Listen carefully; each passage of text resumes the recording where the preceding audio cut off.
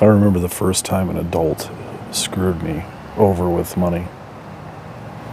I was about 17 years old, and I lent money to this lady who was in her late 30s, early 40s. She worked in a hair salon. She was a friend of my girlfriend's mother, and I can't remember how much I lent her, but when I went to get it back a week later, she put me off, and then another week she put me off, and then another week, and then I got a little upset and said, hey, I really need this money. And she got upset with me, and I've never seen an adult do that before. And she got mad enough to where it intimidated me out of respecting my adults. That's how I was raised. That I just didn't want to bother her anymore. And I remember that was my first devastation with people and money. And then I've had a few business partners, including family members, and the money problem was there as I was the one out selling. They ran office stuff, but I'm the one that would go out and sell this product that we had. It was just me, my brother, mom, and dad. And nobody else ran appointments. And I would go out there. I had a girlfriend then, and Jeanette, beautiful. If I were to be the marrying type, that would have been the one. But we just moved to Arizona, and I rented this condo in South Mountain Resort. And a nice place. We hardly had any furniture. I think I had a couch. We had one car and just clothing and bathroom stuff. And I worked really hard to fill up that apartment with furniture. And I needed to get another car. I needed something leave my car with her and buy another car to run appointments with 3 times a day. Working from 8:30 in the morning to coming home sometimes at 10 or 11 o'clock at night. Just every day was different. And some homes I would go into I would sell to because they were snowbirds. So they owned a home in Washington and in Phoenix area, and they would snowbird. So I always threw if you buy 2, the price is considerably less, and then for 1. So there's many times I would go in and sell 2 machines, and these were not cheap machines. They were like $2,500 a piece. Come on, mouth, work. And then I've sold 7 in a day. And I would sell all these machines, and then Friday nights I would meet my parents and my brother at Garcia's restaurant for karaoke night, and they were always stressed about money because between their bills, my brother's bills, and my bills, we had to sell a lot of machines. So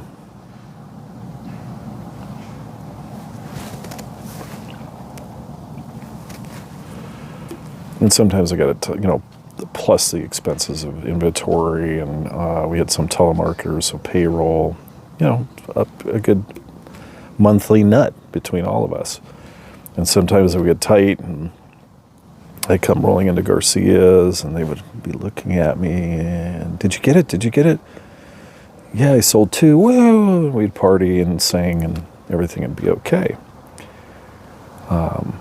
But when it came time for me to get another car, because I was leaving my girlfriend home without a vehicle all day, and So if I wasn't running appointments, I'd have to run home, drop stuff off, which was really far away, and then go run appointments, and then it could be 10 o'clock at night, and I got to pick up some groceries or something on the way home, so I was a busy little man.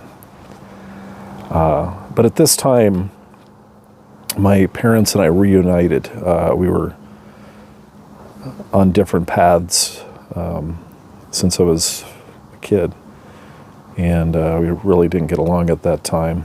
Not that they were awful people; they just had their ideas of what what a fine young man is supposed to do, and I had different ideas. I've been self-employed since I was, the first business I started, I was 16 years old, and it was a car valet parking company called After Six. I was an ambitious guy. And another business I started was called Executive Woodcutters, and back then you can just cut standing trees, standing dead trees pretty much anywhere. You don't go through all the permits and everything that you have to do now with the Forest Service.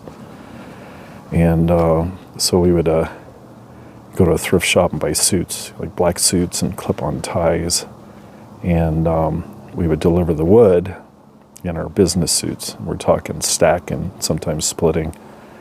And people would take pictures of us, and the neighbors would come over. And at this time, the burned out LA people were starting to move there in the late 80s.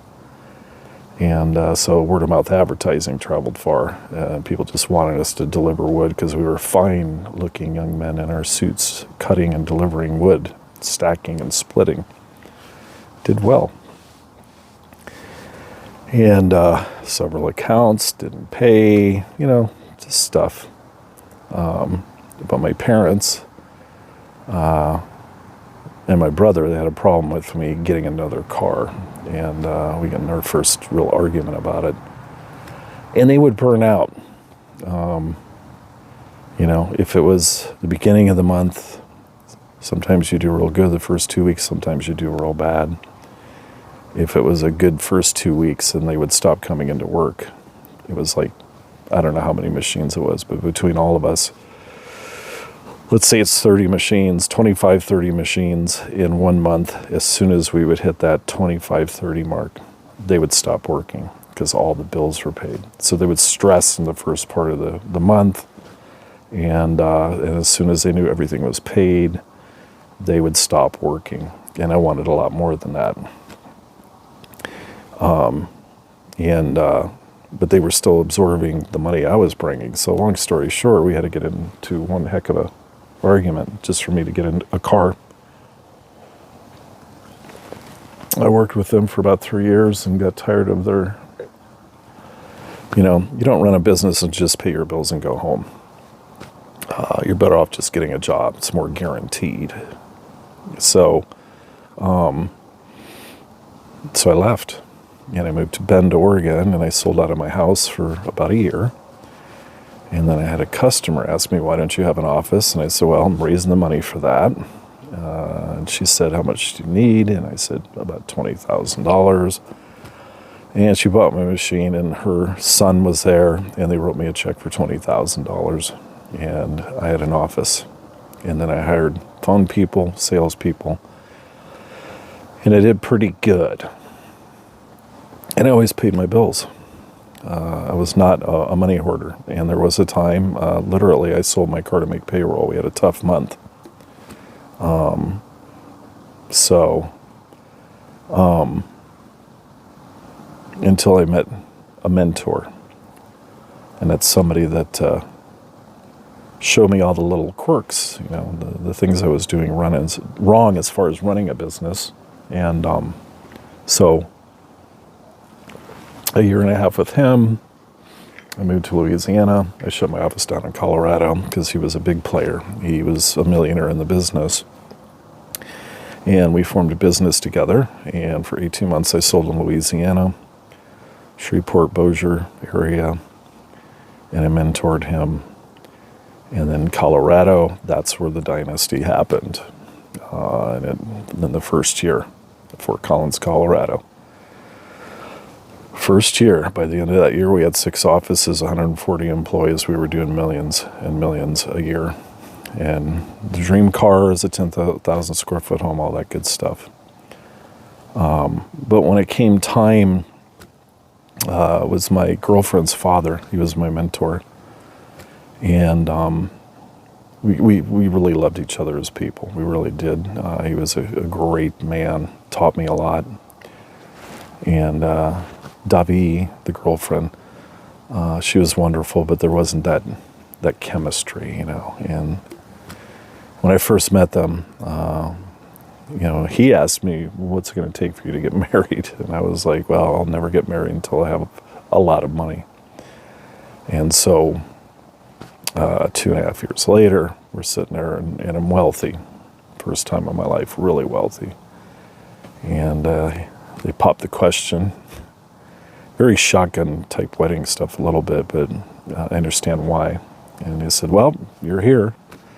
Your credit score is above 800. You own a home. You got all these cards and credit cards and line of credit and CDs at that time were 5.3, and I had investments, and we were going to start our own finance company, and we were on our way. And the father, my mentor, says, well, you're rich. Are you going to marry my daughter? I was like, wow, interesting. I wasn't thinking about that. So I took my boat out. I said, I'm going to go tomorrow and really contemplate this.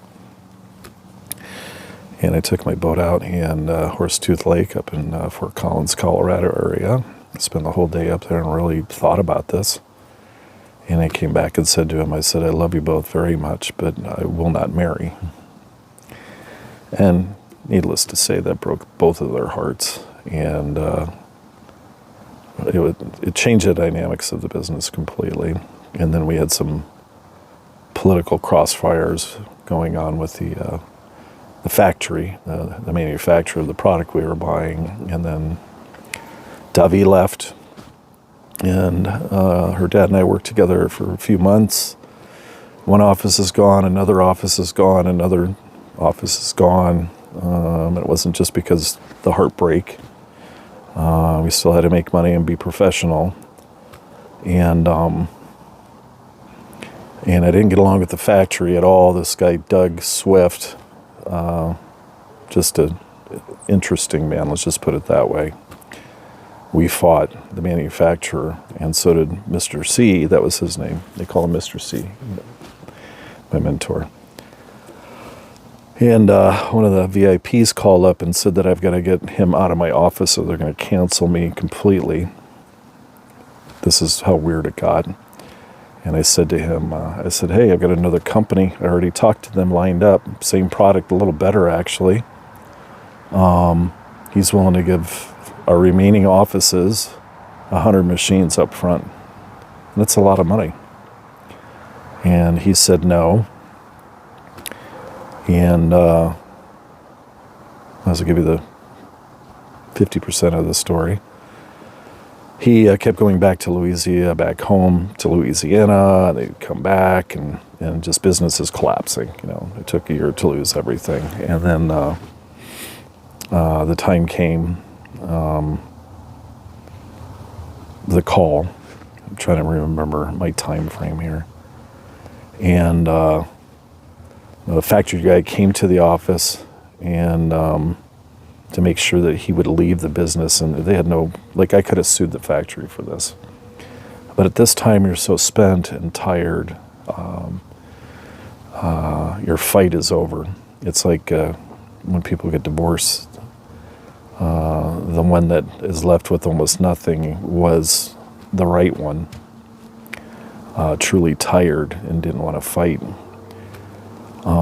So he left. He moved back to Louisiana. We reduced it down to one office, and then a bunch of stuff.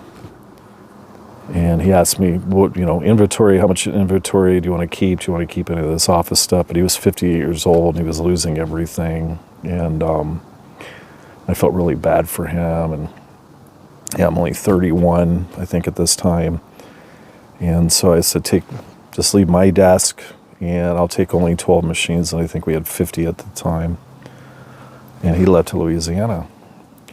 And so, the dying out cigarette. Don't smoke, kids. Didn't even smoke it. So, I kept trying to keep it afloat.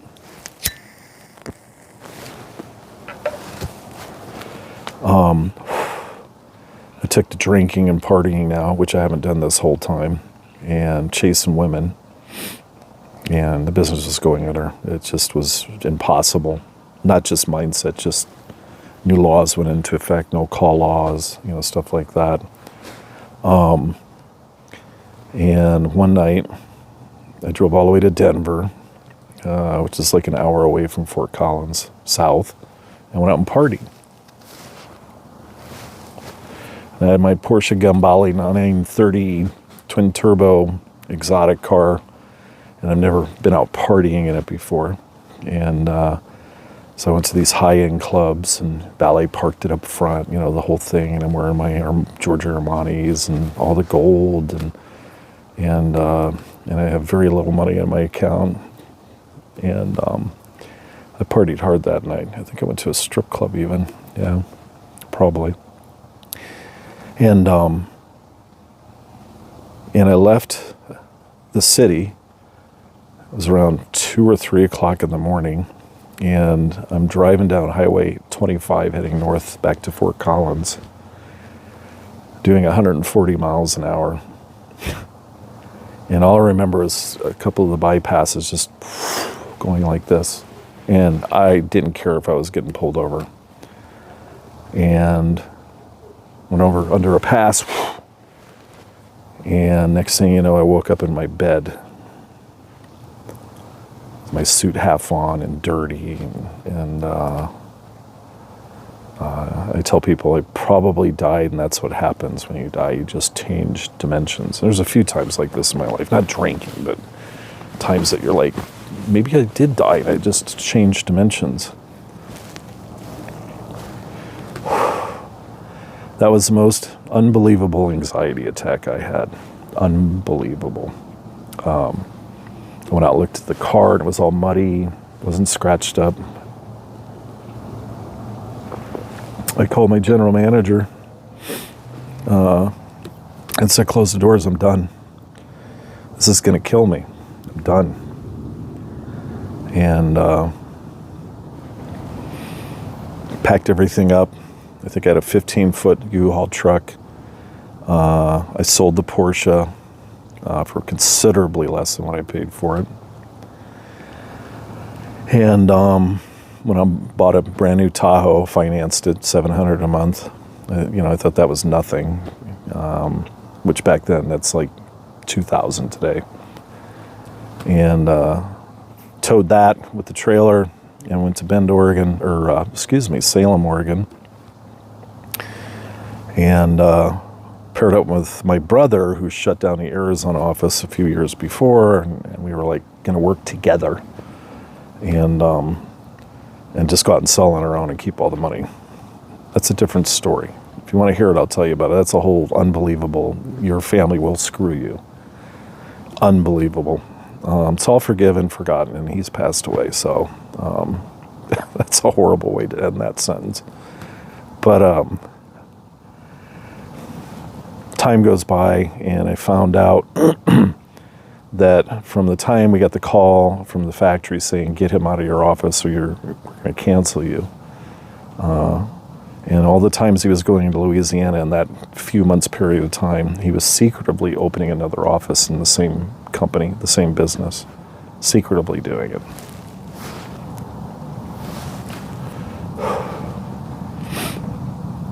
That didn't really hurt, other than you could have told me, I did get screwed out of a lot of money, but I ended up talking to him for many years after that because what he gave me as a teacher in business was invaluable. It made a huge impact on my life. And for, I think, 10 years we talked, and he went through 2 massive heart attacks, 2 major strokes, and then he passed away. And he never said sorry. So I find that interesting. There's so many scenarios like this, but I want to bring up one that's most recent. And this has to do with the spiritual community. People that claim to be gurus, sages, teachers, spiritual teachers, light workers.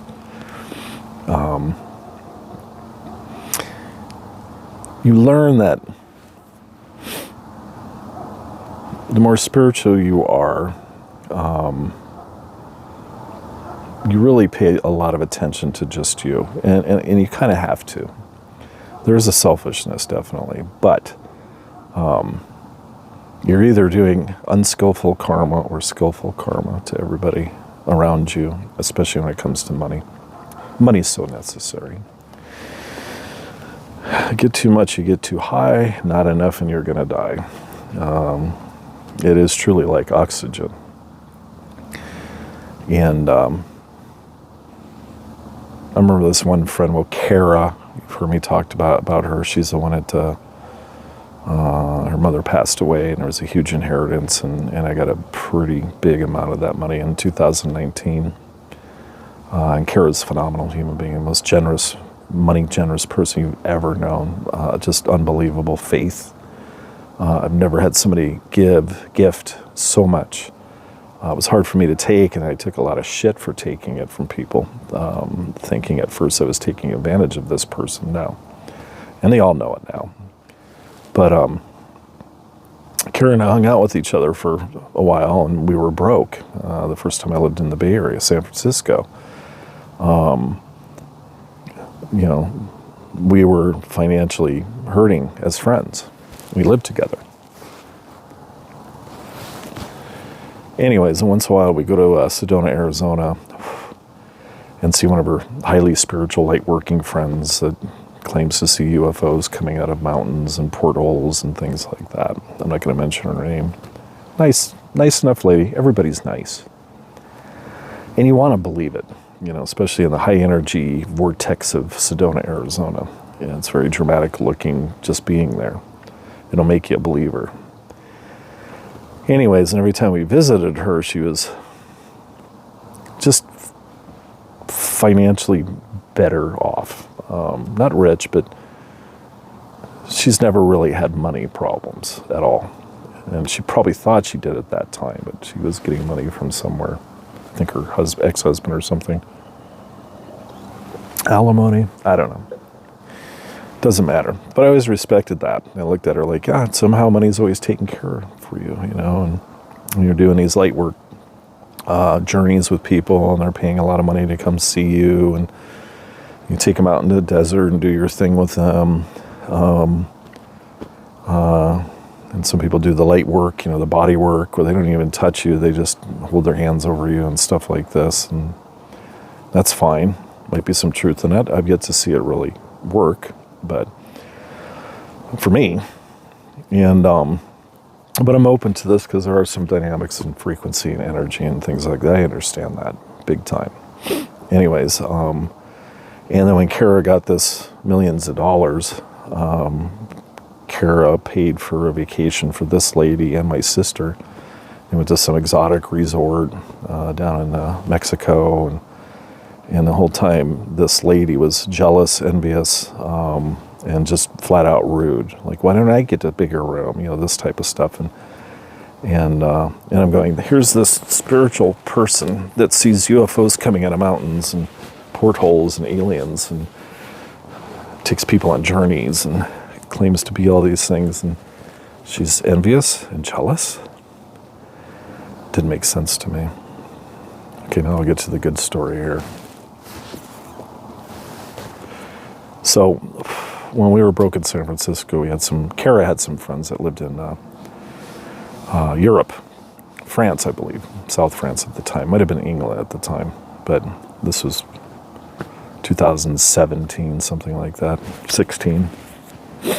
And they would fly into San Francisco, and they would stay at the house in downtown San Francisco. It was an amazing house, really old, but it was falling apart. I'm talking, it needed some serious, it should have been condemned.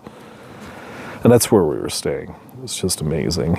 And so we'd pick them up at the airport or the bus station from the airport in San Francisco. They'd come stay at the house for a couple of days. And then I'll never forget this time. Never forget this. Then we drive them all the way up to Shasta, which I believe, if I remember right, it's like a 4-hour drive, something like that. It's not a short drive. And to the house that they owned, they called Tolosi. And it's this house in 20-some acres, beautiful view of Mount Shasta in Weed, California. And so we drive them up there, and it's nighttime, and it's a whiteout. He's complimenting me on how good of a driver I am. I am. That's one thing I could say I'm really good at. They're not friends of mine. They're friends of Kara's. And we stayed the night, and they charged her for staying the night. And that's it. And then she had a problem asking for gas money. Like, we drove all 8-hour, 9-hour, actually a longer drive because of the whiteout. Can you throw in some bucks for this? And the gentleman was kind of like, oh yeah, sure. Threw $40. And I was like, are you kidding me? They know her situation, my situation. They stayed the night or two in San Francisco for free. We get up there, they charge to stay the night there. And then we had to wrestle them to get gas money. And Kara was mad at me because I was mad about that whole thing. We're like, these people are so full of shit, and they claim to be light workers, and they got a website, and they got people from all over the world, children, I guess, that do stuff for him. But I've seen this guy's temper. I mean, he's a snappy little British man. Snappy. Many years go by. We have this money. Kara has this millions. And she's visiting or something over there, and come to find out, I can't remember this, it doesn't matter. Come to find out, the house was paid for years ago, but they needed money for something, maybe the house they have in France, I don't know. Whatever, it's none of my business. And Kara's telling me they're about to go in foreclosure. And I'm like, what? I thought the house was paid for. Well, apparently they borrowed $60,000 from another friend that they never paid off. And the guy put a lien on their home, and this is like, I don't know, 2 years later or something. And then when they bought the home, they had this American lady named Wendy that they put her on the deed, and she agreed to take care of it when they're gone and rent out the rooms and things like that to try to get it to pay for itself. They were going to build this sanctuary, with the organic gardens and all this stuff. And this Wendy lady who was spiritual, spiritual mama, divine being, years, moved out. She got kicked out or something because they found out that she was Airbnb-ing the house and not telling any of the owners and keeping the money. And now they borrowed $60,000 from a friend previous to that, and now they are so behind that the house is, when Kara called me, it's days away from going into foreclosure. It was a Monday, and Kara took out, I don't know, $60,000, something like that, and paid that lien off. And now they want Wendy off of the deed, who never paid anything for it, did nothing but make money, and destroyed the place. I've got pictures of it. You should have seen it. It turned out to be a dirty hippie hangout. It was awful. Garbage, just laying. It was unbelievable. Unbelievable. And so Kara bailed them out. And now they want this Wendy chick out of it. Otherwise, she's going to put I think it's like $138,000 lien on the house she had on it or something like that. She got an attorney. And Kara at this time gave me the Prevost coach. She didn't want to deal with it anymore. She bought it and put both of our names on it. And then she's insisting, it's your energy, it's your weight. You sell it and do whatever you want with it. And of course, it took a few times for me to go, okay, it's not easy to, there's something wrong about that. But the way we spiritually believed at that point, it's like, just accept it, don't say no. And so we owned a couple of lots in Southern Oregon, and wanted to sell the bus and build homes on it, investment homes, and sell them. And I was getting this all lined up. So crunch time came with this windy lady who's just totally taking advantage of these people after years, and spent no money, did nothing but make money and run the place down. I know I already said it, but I'm just making sure you have a good picture of this person. And I sold the bus, and I paid right at $140,000 for paying this lady off. And then I paid one of the partners. There were 4 partners at that time. Paid around $50-some thousand to take him off. This was a guy in France. And so now there's this late worker, husband and wife team that each own 25%. Kara owns 25%, and now I own 25% of it. And they're not coming from Europe, and they've let the place go to hell for, I think, 2 years. COVID, all that stuff. It was just dilapidated. And so I bought a tractor, and I bought equipment, and I was going to start working on it. And so I'm working in the yard, and I'm throwing stuff away, and I spent a lot of time and energy and money because I'm part owner now and getting this place more livable. I had to kick all these ex-hippies out. They weren't happy about it. And they just trashed it. These are people that, some of them are authors. They got books this thick, and they dress all angelical, and the jewelry and the makeup. You got to see how they live. It's disgusting. It's disgusting. The fridge had mouse crap in the lower trays. Unbelievable.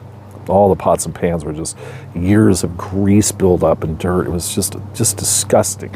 I walk in the house, there's a freaking thick web in the entryway from the ceiling, which is like 15 feet high, all the way down to the corner. There's a big freaking black widow in there. I was like, what is with these people? And so I spent all this money and time getting the place right, and somebody's mowing the yard. Okay, whatever. And because guess that's why they have headlights. So I'm going to cut some of the fat out here. Karen and I went our separate ways. Still very deep friends, a whole different level. But we couldn't stand each other. Just two advanced people that it was time for us to go. Let's just put it that way. And I still adore her to pieces. You can't forget somebody like that ever. So in the year I stayed in the home in Oregon,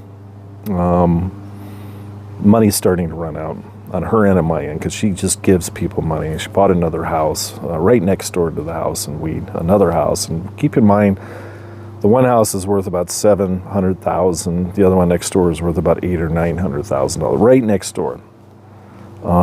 She sold a house in San Francisco, the last one, which she had a squatter in there for 3 years. $100,000+ just in attorneys to get this person out in 3 years. And I actually found someone to buy it immediately, and they bought it for what they wanted. And we were supposedly now, because they took the bus money and bailed them out, plus gave $50,000 to somebody else, plus gave Kara a ton of money.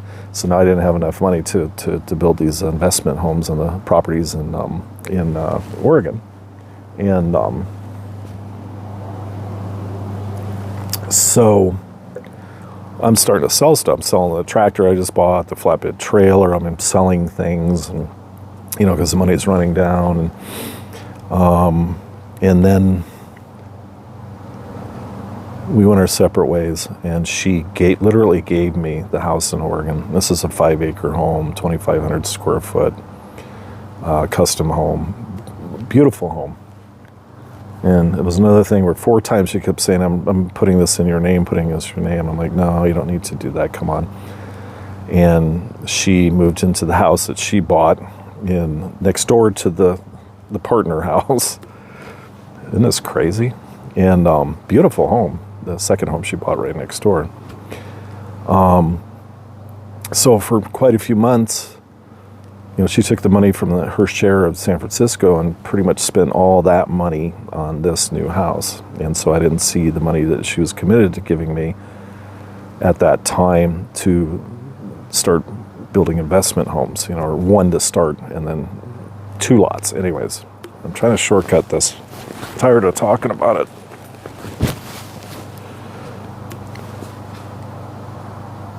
So these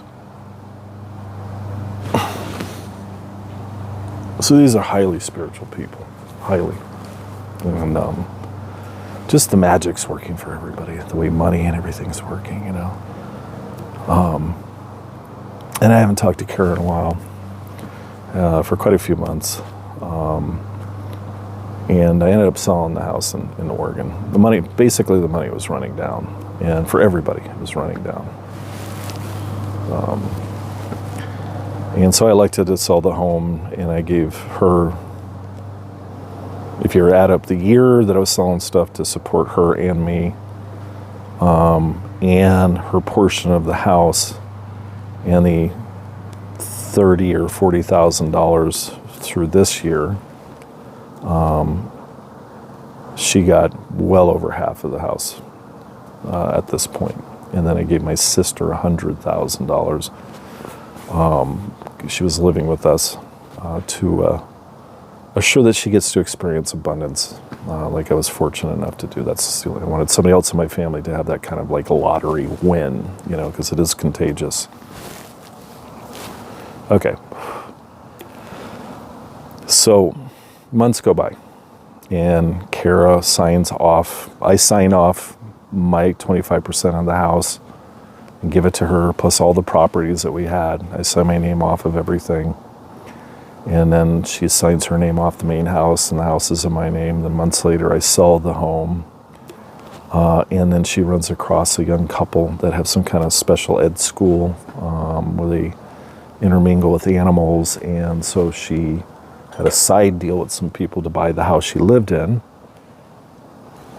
where they were supposed to put a big chunk of money down, and then she would carry them for a while on the second home. I know this is confusing. And so they were staying with her. They had some crazy child, like a demon child or something. I didn't know these people. And they didn't do what they said they would. They didn't come up with the down payment, so she's trying to get them out, so now she has another squatter. And it's turning out to be nasty for her. These are people that she was helping. They never came up with the down payment. Came very, very little. So she ended up moving into Tolosi, the house that we bailed out. Here's the part that gets me. The house is paid for. It's paid for. It's been paid for over a year. I sign my name to her, and then she signs the 50% she has of me over to the people in Europe. And now they have total ownership of the house now. I don't own it. Kara doesn't own it. And this is all about energy and getting out of the matrix. You have to understand why these things are done, which Kara, I understand. I love it. And her and I always helped each other, always.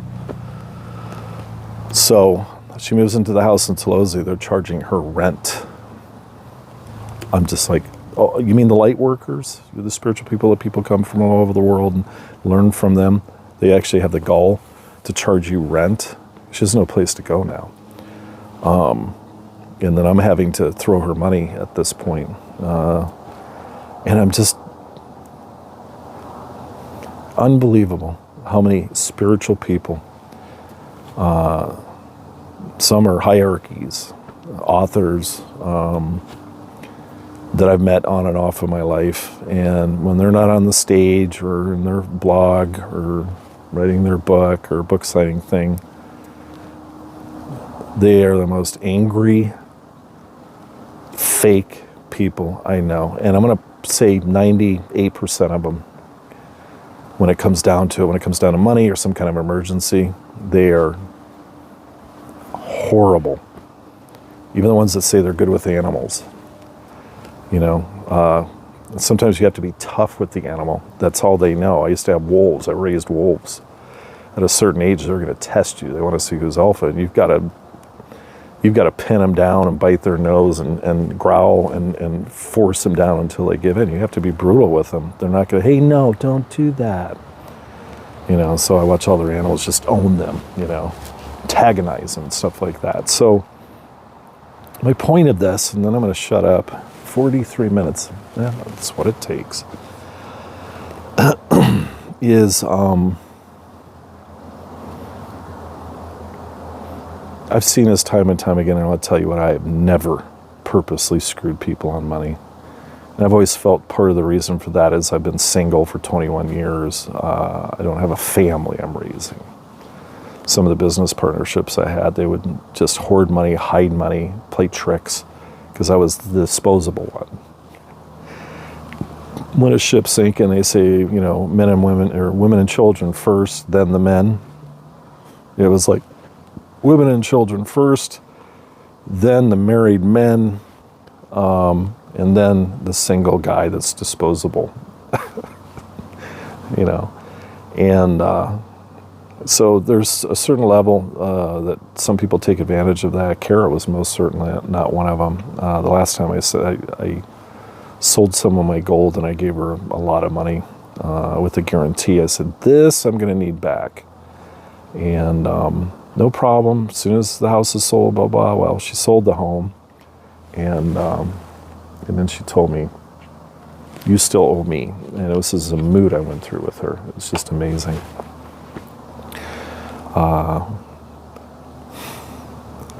And she just got ripped apart by spiritual people. And for that, she will be honored. And you hope that God sees that. And you hope that Source is taking a tally of that. Little marks. Good karma, bad karma. Good karma, bad karma. And we'd like to believe that's what would happen.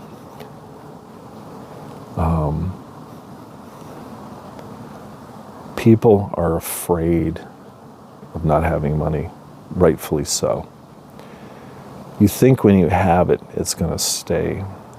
And I spent all this money intentionally because I've lost everything 3 times in my life. And this time, the $1.2 million I got in segments. I didn't get it all at once in the 7-year period of time. I think I would have probably done things differently if it was that money at one time, because that is, you can retire on that. But I made no money off of that money. And when I sold the home, I sold it below capital gains. Just because I haven't made a profit out of this $1.2 million that's gone through my account. There's no profit, none. Maybe a little bit in gold, you know, a few $1,000s. A couple of cars they sold, maybe combined $15,000. 7 years out of 1.2 million. But I watched my sister's money deplete less than a year. I mean, almost a year, you know, and just bought furniture and moved out and, you know, all this stuff and gave money to people, same thing. And now she's back working at 61 years old. That's not a bad thing. I might have to. It's not a bad thing. But it's really hard to believe in the Matrix or getting out of the Matrix and all the thousands of people talking about the energy of money and manifesting and laws of attraction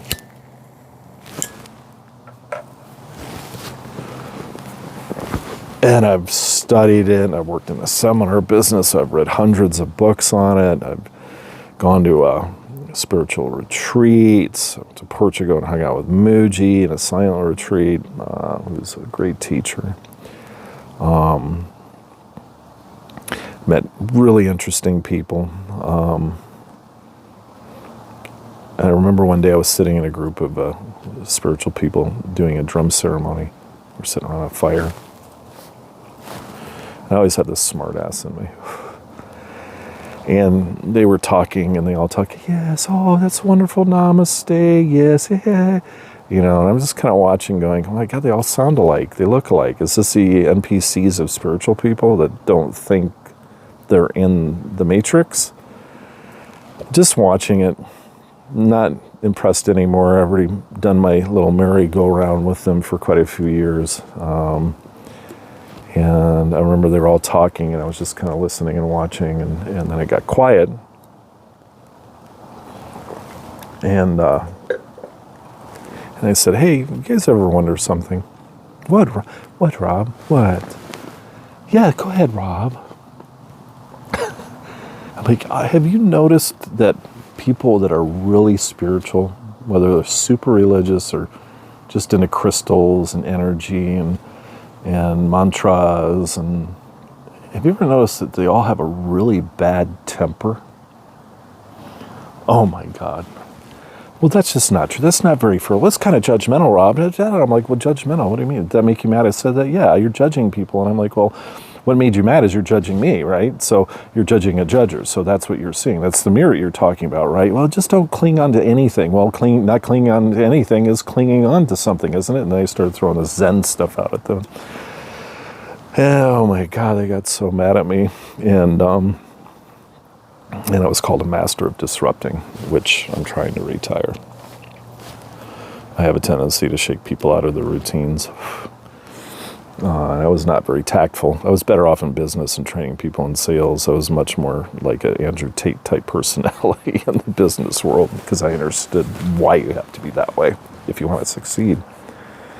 So it's one of many stories. When it comes down to money, are you a spiritual teacher?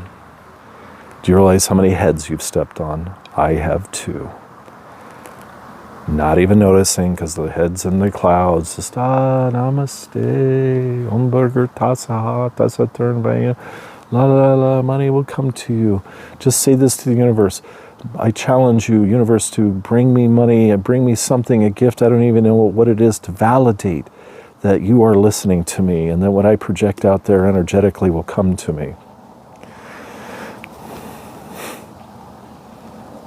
The money that came to me, I told people, I said, what, I was sitting here broke, and then I got 2019, I got wads of money up to $1.2 million and had the dream RV and bought 41 different cars and traveled and bought different motorcycles and hit the road, and all these things in my bucket lists are full, or filled.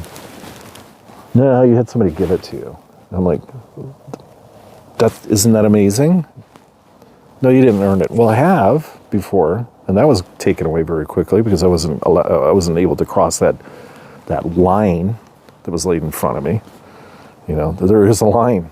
Cross this line and you will get more. There really is. Never crossed it, and I sleep well to this day. But if you break it down, the money that was given to me, if you really break it down, I wasn't intentionally stepping on Kara's head, and I did everything I could to make it right. And I've got plenty of people that watched the whole scenario that saw what I went through. And she's got her own story. But we love each other, and that's we have learned so much out of each other. And I love her faith and her commitment. It's just unbelievable. That is priceless to me, regardless of the money she never paid me back, which would be nice to have right now, but it's not important. We'll figure it out. It comes together. I've got skills. So, okay, so that's that story. And thanks for hanging out. Hope you got something out of it. And be sure to like and subscribe. I hate even bringing that up. Oh, one last thing. True spiritual people that are gifted and talented, whether you're an artist, a musician, or a great teacher, don't know how to charge money for it. I'm telling you. If you're making a lot of money being a spiritual teacher, a musician, an artist, you have somebody, a promoter. You have somebody that's money-minded that can take your talents and put it to work. People that really have a gift to give, they don't know how to charge money. It just feels wrong, and I think that's right. I know, it sounds strange. But it isn't once you meet all the greedy cowards in the spiritual community when it comes to money. And I'm not talking the homeless hippies that are high all the time. Take care.